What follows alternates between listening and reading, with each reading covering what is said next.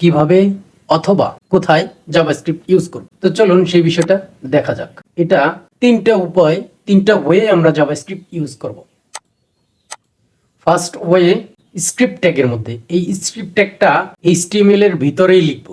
HTML ফাইলের ভিতরে যেরকম আমরা প্রিভিয়াস যেই পর্বে ইন্টারনাল CSS লিখেছি, যেটা ইন্টারনাল ফাইলের মধ্যে স্টাইল ট্যাগের মধ্যে যে স্টাইলগুলো লিখেছি, সেম ভাবে জাভাস্ক্রিপ্টটাও এরকম HTML ফাইলের মধ্যে স্ক্রিপ্ট ট্যাগের মধ্যে আমরা লিখবো বা লিখতে পারবো।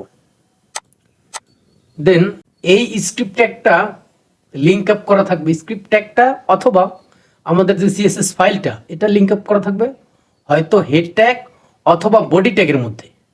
এই দুইটার যে কোনো একটা ট্যাগের মধ্যেই থাকতে পারবে, কোনো প্রবলেম নাই, আমরা ইউজ করতে পারবো।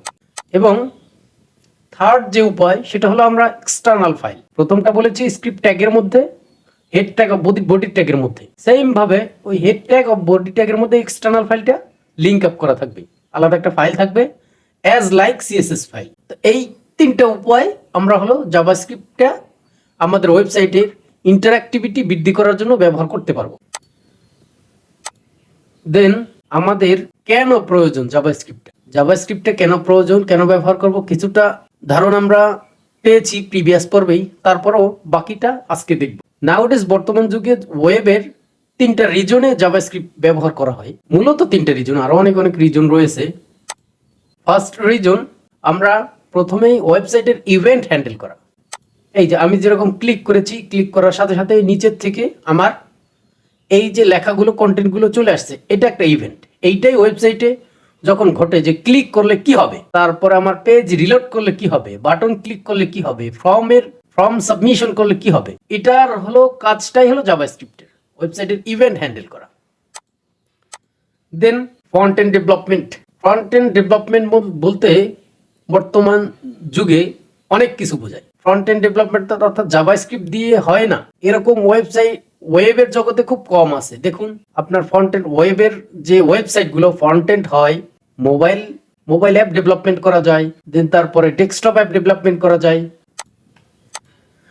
দেন সর্বশেষ যেটা হলো বর্তমান যুগে, এটা দ্বারা কিন্তু আমরা ব্যাক এন্ড ম্যানেজমেন্টও করতে পারবো। শুধু ওয়েবসাইটের ফ্রন্ট এন্ড না, শুধু ইভেন্ট হ্যান্ডেল না, ব্যাক এন্ড ম্যানেজ পর্যন্ত করতে পারবো।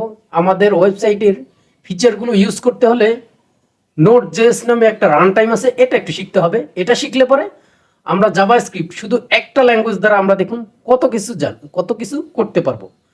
সেটার মধ্যে সবচেয়ে যুগান্তরকারী যেটা, সেটা হলো ব্যাক এন্ড ম্যানেজ করা।